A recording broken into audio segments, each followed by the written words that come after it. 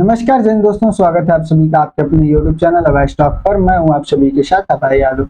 साथियों, प्रधानमंत्री नरेंद्र मोदी की 7 वर्षों में ये पहली चीन यात्रा हुई है, जिसमें शी जिनपिंग से यहाँ पर मुलाकात हुई।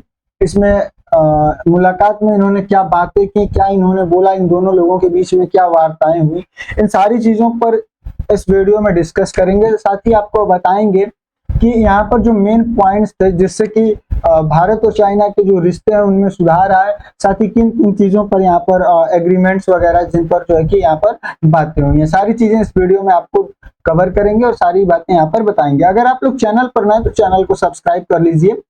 साथ ही अगर आप हमें फेसबुक पेज पर देख रहे हैं तो पेज को फॉलो कर लीजिए और हो सके तो इस पोस्ट को शेयर भी कर दीजिएगा।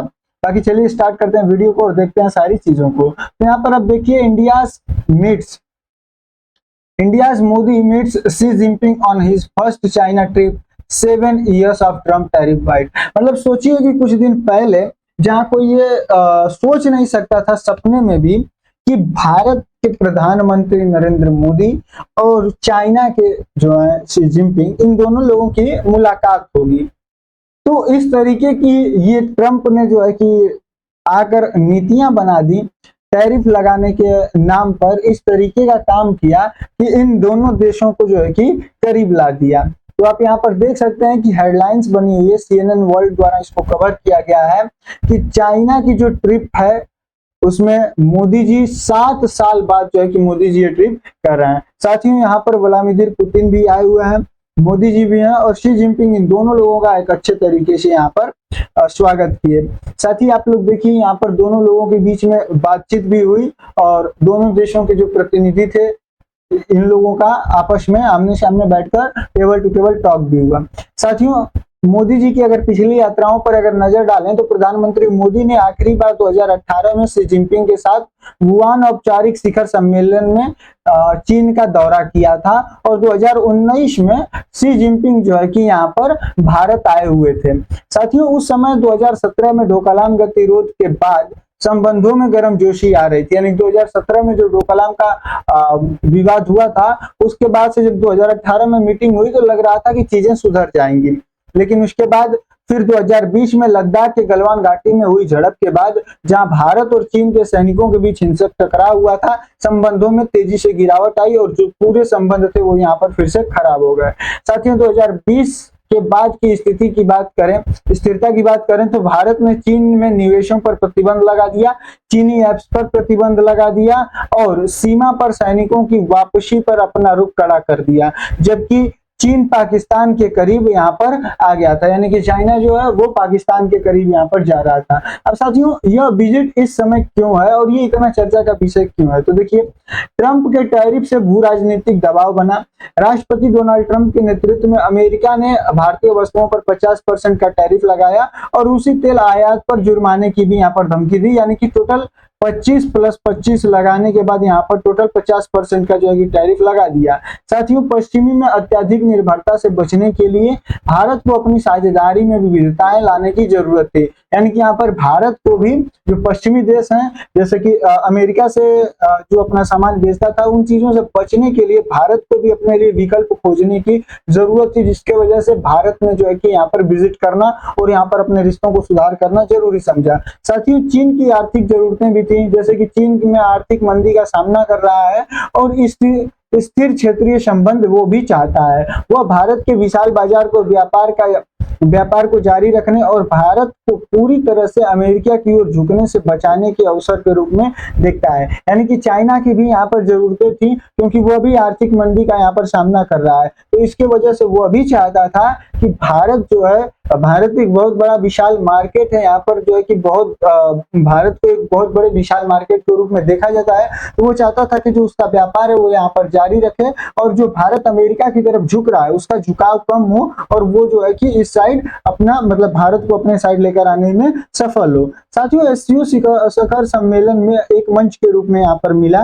यह बैठकें जो तियानजिन प्रांत है वहां पर शंघाई सहयोग संगठन जो एससीओ है शिखर सम्मेलन के दौरान हुई और रूस के मध्य एशिया देश, पाकिस्तान और अन्य एससीओ अन्य देश जो एससीओ का हिस्सा है, जिसमें भारत चीन वार्ता के लिए एक रणनीतिक मंच बन गया है यहाँ पर। मतलब कि जिसमें रूस हो गया, मध्य एशिया के कुछ देश हो गए, पाकिस्तान हो गया और अन्य यहाँ पर जो देश हैं वो एससीओ का हिस्सा है। और यह एससीओ जो है कि भारत और चाइना की वार्ता के लिए यहाँ पर जरूरी चीज बन गया। साथियों, अब हाइलाइट्स की बात करें मोदी जी और शी जिनपिंग की बायलैटरल टॉक्स की, तो डिप्लोमेटिक रीसेट हुआ, एक नया चैप्टर यहाँ पर स्टार्ट हुआ। मोदी जी की यह यात्रा लगभग 7 साल बाद ठंडे संबंधों के बाद एक सुविचारित पिघलती बर्फ का संकेत दे रही है, यानी कि दोनों के बीच में चीजें अच्छी हो सकती हैं।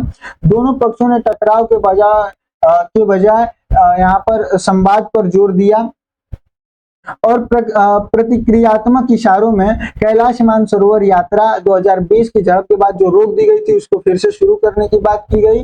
वहीं भारत और चीन के बीच सीधी उड़ान सेवाएं यहाँ पर बहाल की गई। व्यापार और पर्यटन के लिए वीजा के नियमों में भी यहाँ पर ढील दी गई। साथियों, समुद्री जो सीमा मुद्दा प्रबंधन है, मतलब जो दोनों के बीच सीमाओं पर विवाद है, तो मोदी जी ने अपनी विश्वास, सम्मान और संवेदनशीलता को मार्गदर्शक सिद्धांतों के रूप में यहाँ पर रेखांकित किया। दोनों पक्षों की आकस्मिक झड़पों को रोकने के लिए सैनिकों की वापसी जारी रखने और सीमा हॉटलाइन को मजबूत करने पर यहाँ पर सहमत हुए। भारत ने जोर देकर यहाँ पर कहा कि व्यापक संबंधों के लिए सीमा पर जो शांति है वो यहाँ पर आवश्यक है।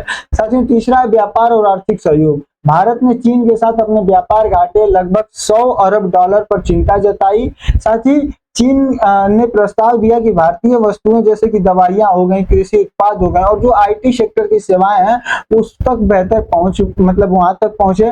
वहीं जो दुर्लभ खनिज है जैसे कि रेयर अर्थ मैग्नेट हो गया, जो एलिमेंट्स होते हैं, अर्धचालक हो गए और सुरंग खोदने वाली जो मशीनें हैं उनकी आपूर्ति हो, जो भारत की बुनियादी ढांचे को आगे बढ़ाने के लिए यहाँ पर महत्वपूर्ण है। साथियों, विनिर्माण के क्षेत्रों में रुके हुए निवेश को पुनर्जीवित करने पर भी यहाँ पर चर्चा हुई। वहीं स्ट्रेटेजिक और जियोपॉलिटिकल कोऑपरेशन की बात करें तो मोदी ने इस बात पर जोर दिया कि 28 अरब मतलब 2.8 अरब लोग भारत और चीन दोनों देशों के बीच स्थिर संबंधों पर निर्भर हैं।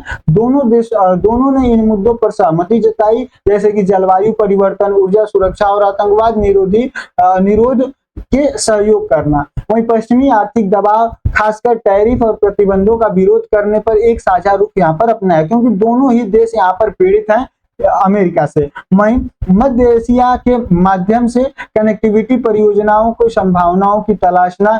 हालांकि भारत जो है वो चीन की बेल्ट एंड रोड इनिशिएटिव जो BRI है उसकी पहल को लेकर सतर्क है, क्योंकि इसी के जरिए ये जो है कि यहाँ पर मतलब कि यहाँ पर ये इतनी चीजें जो है कि किया, जैसे पाकिस्तान के साथ हमारे जो POK है उस पर जो ये अपना लेकर जा रहा है CPEC, तो उन सारी चीजों के लिए भी भारत यहाँ पर सतर्क है। साथियों, आतंकवाद निरोध और क्षेत्रीय स्थिरता की बात करें तो मोदी ने सीमा पार आतंकवाद पर भारत की चिंताओं को दोहराया और अप्रत्यक्ष रूप से पाकिस्तान की ओर यहाँ पर इशारा भी किया। संयुक्त राष्ट्र के अक्सर पाकिस्तान का बचाव करते नजर आने वाले चीन ने शंघाई सहयोग संगठन जो SCO है इसके नए ढांचे के भीतर आतंकवाद विरोधी सहयोग को मजबूत करने के सैद्धांतिक रूप से सहमति जताई है।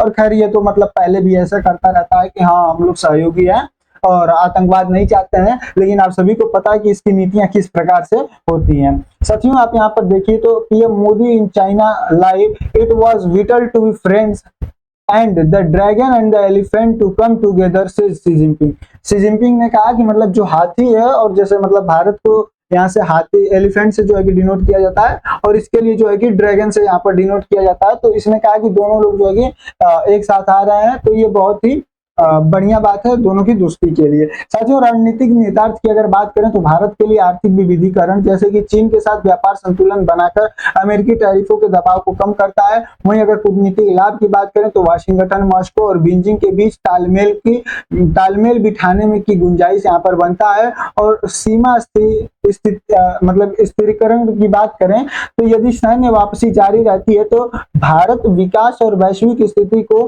फिर से ध्यान केंद्रित यहाँ पर कर सकता है। वहीं चीन के लिए क्षेत्रीय स्थिरता भारत को अमेरिका, जापान के खेमे में पूरी तरह से जाने से रोकता है। बाजार की पहुंच की बात करें तो चीनी मंदी के बीच भारत की बढ़ती अर्थव्यवस्था का लाभ उठाता है। वहीं रणनीतिक दृष्टिकोण से देखें तो अमेरिका चीन टकराव के समय शी जिनपिंग को एक क्षेत्रीय स्थिरकर्ता के रूप में वहां पर दर्शाता है। और क्षेत्र के लिए एससीओ की सुदृढ़ता की बात करें तो भारत चीन सहयोग से एससीओ को एक यूरेशियन समूह के रूप में मजबूत बनाता है। और अमेरिका के लिए यह संदेश देता है कि एशिया शक्तियां पश्चिमी प्रभाव से स्वतंत्र होकर संवाद करने में सक्षम है। वहीं शक्ति संतुलन हिमालय क्षेत्र के तनाव को कम करता है और जो एशिया स्थिरता के लिए यहाँ पर महत्वपूर्ण है। अगर निष्कर्ष की बात करें कुल मिला जुला कर यहाँ पर क्या निकलता है तो देखिए 7 सालों में यह पहली यात्रा है मोदी जी की जो चीनी यात्रा को प्रतीकात्मक है, जो संबंधों में मधुरता लाने की मंशा को दर्शाती है। वहीं बातचीत को के केंद्र बिंदु जैसे कि सीमा स्थिरता रही, व्यापार की पहुंच रही, संपर्क रहा, आतंकवाद और वैश्विक आर्थिक दबावों से निपटने का यहाँ पर जो बातचीत का केंद्र था वो यही बना रहा। वहीं प्रेरक कारक के रूप में अमेरिकी टैरिफ और व्यवसायिक बदलावों ने भारत और चीन को सावधानी से सहयोग करने के लिए यहाँ पर प्रेरित किया। अगर परिणाम की बात करें तो पुनर्निर्धारण नहीं बल्कि पारस्परिक निर्भरता को मान्यता देते हुए एक संतुलन व्यवहारिक यहाँ पर सहयोग देखने को मिला। साथियों ये थी पूरी जो है कि इन दोनों लोगों के बीच की मीटिंग्स की। बाकी जो भी खबरें निकल कर आएंगी आप सभी के साथ डिस्कस जरूर करेंगे। बाकी आप लोगों की अपनी क्या राय है इस मुद्दे पर कमेंट करके जरूर बताइएगा। बाकी हम मिलेंगे अगली वीडियो में किसी नए और टॉपिक के साथ। तब तक के लिए जय हिंद जय भारत।